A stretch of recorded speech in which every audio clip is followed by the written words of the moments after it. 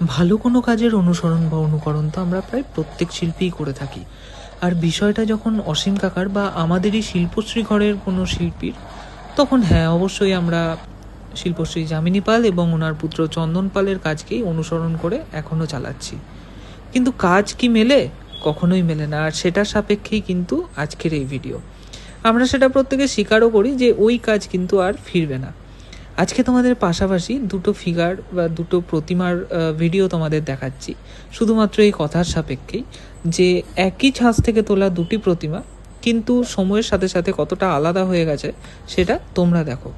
পার্থক্য কিন্তু তোমরা ভিডিওটা দেখলেই বুঝতে পারবে।